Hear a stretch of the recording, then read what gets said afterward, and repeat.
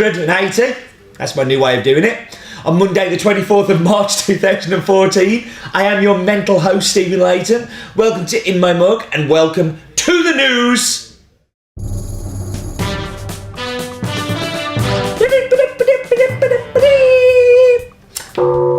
Thank you for the great feedback about mixing up the Africans and kind of like putting in an African last week. It seems a few of you were keen for this. So, as always, if you want me to change stuff, please talk to me. I am more than happy to listen to your feedback about how we should tinker and change. And to follow up on that, we have another African this week for all you people who are excited about that. We're going to have a Burundi, which should be lots of fun. Don't forget, you can win tickets for London Coffee Festival every week. I think, is it the last week?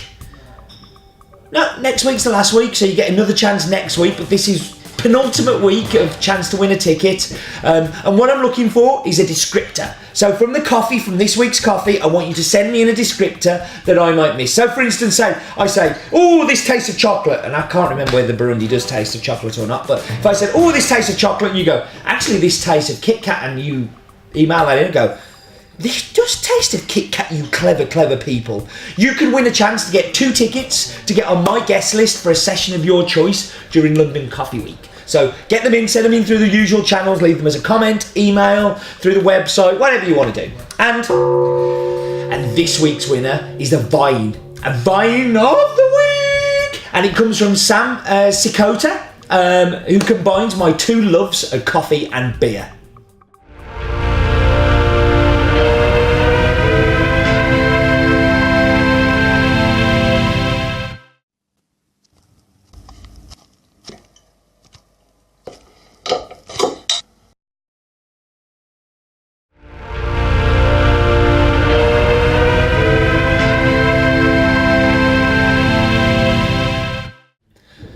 So that was the news! And we're going to focus on, and carrying on in the tradition of last week where we focused on Rwanda, this week I'm going to focus on Burundi.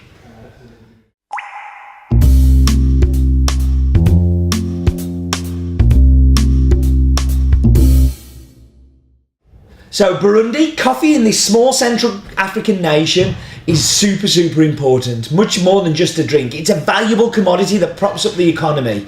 I think it's 55% of the population earns their livelihood from coffee, with coffee accounting for 80% of Burundi's exports. And Burundi shares a lot in common with last week's focus on in the neighbouring Rwanda, both in cup character, culture and actual location. Burundi is just below Rwanda in Central Africa, and it really, like, Bourbon and coffee culture in Rwanda and Burundi seem to flourish. Wet processing is their chosen method, but where Burundi doesn't have as much help is USAID have put a lot of effort in helping them create washing stations, but nowhere near as much help as Rwanda. And finding great coffee there is a lot tougher, and something we've really struggled with. Last year was the first year that we'd stocked Burundis, and I'm very happy to see this one back this year. And that was Focus On.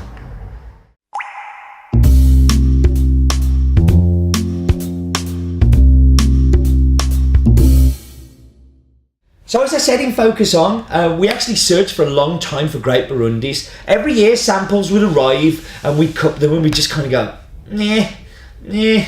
And I knew great Burundi coffees existed. I tasted them from other roasters, particularly in the US. There's a lot of US roasters who spend a lot of time out in Burundi, but I just couldn't find them. And then last year, like buses, we had like 3 come along and it was amazing. And then this year, this one has come along and I'm really happy. Like most coffees from Africa, this comes from a smallholder co-op. This co-op is owned by a group called Sukam, and they own a number of mills. Ruhora mill, which is this one, is situated 16 kilometres east of the shores of Lake Tanganyika, which you'll see in the map bit.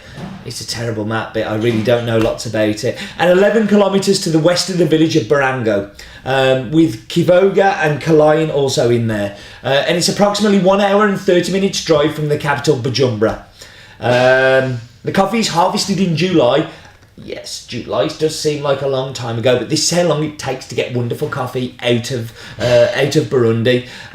But now it's here, it's delicious and it's amazing. It's also the challenges of getting coffee from landlocked countries. So when we get like Burundi, Rwanda, Bolivia, these are the hardest ones to move for us. And it's great that this one finally got through.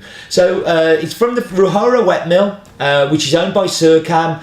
Nearest city is Barengo, in the country of Burundi. Altitude of 1600 to 1800 metres above sea levels from individual smallholders. The varietal is Bourbon.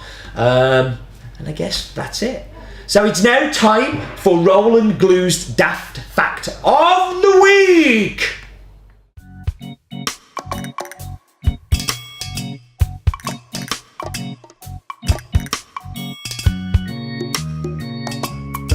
Did you know Burundi used to be called Runanda Urundi? A bit like Under Rwanda. I wonder if that has something to do with it.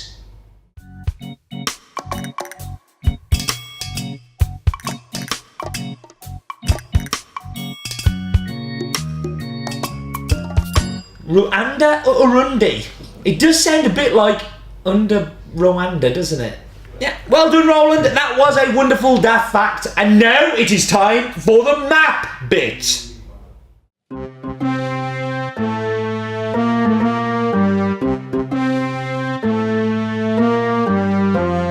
It's the map bit. It's mine and your favourite part. We're going up into the sky and we're going to go up and his way and up to see the world. And again, for the second week on the trot, we're going south and we're going to Africa. I'm really pleased to be doing Africa. It's such a long time since we've done any, and it's such an amazing continent for coffee. And very similar to last week, we're going down to Central Africa, but we're going to be looking at Burundi this time. And Burundi is one of the 5 poorest countries in the world. So when you're buying coffee from these people, you're making a difference. You know, like paying a little bit extra makes a huge difference. And here we can see that a lot of Burundi grows coffee. There's whole heaps of it all over. And if you see there's that lake there, that's Lake Tanganyika.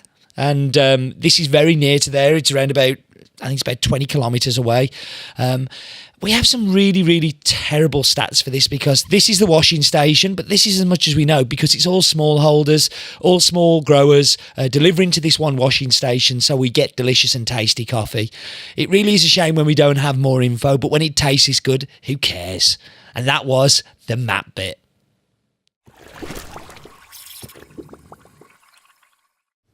So now it is time for the Wheel of Discovery. And last week we had Stockroom. This week we'll have Steve's office.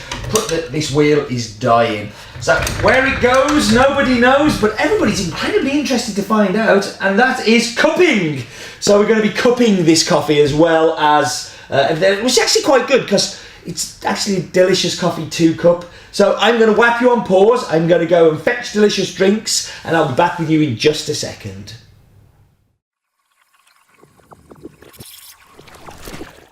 I couldn't be bothered to make my own coffee today, so I get UK Barista Championship semi-finalist Imogen from 6-8 Cafe to make them. Thank you, Imogen. So Imogen is going to be competing in the UK Barista Championships, which are going to be at London Coffee Festival, that you can win a ticket for sending me a descriptor of how this coffee tastes. So I'm going to start, as always, with the espresso. Using my cupping spoon to stir it. So, to start with, it's not a great espresso for me. I can understand why some people might like it. It's a little bit too bright for me. It's kind of all citrus, lemony and limey, and nothing else. There's a little bit of sweetness, but as an espresso, it really doesn't work for me, I'm afraid. It's just not my bag. I'm going to dive into milk. And as the first well-made cappuccino I've had in a while, thank you, Imogen, again. This is creamy. The sweetness of the milk actually helps lift the coffee through, and you do get more of that kind of chocolate sweetness. It's still not the best for me. This is where it's going to really excel. And this is where, for me, it will sing. So we have a Chemex in my tin cup. I like tin cup. I like the film tin cup as well. I don't know if you like the film tin cup, but it's awesome. So, and there it comes alive.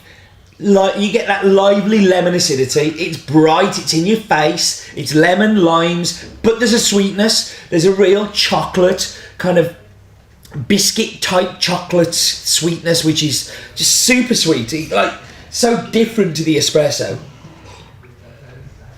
And really, really clean and zingy.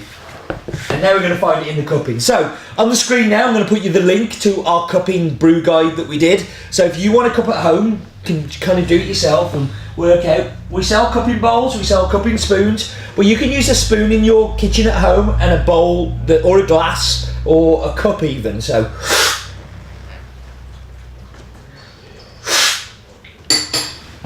here, these are where the main descriptors come from. That's where I kind of get the descriptors for these coffees from, is by cupping. And it's that lively lemon and lime acidity again. It's all in the mouth, but you get actually a beautiful, it's kind of like a cantaloupe kind of like flavour come through, but it's sweet as well. It's delicious. Like, that is an amazing, amazing coffee.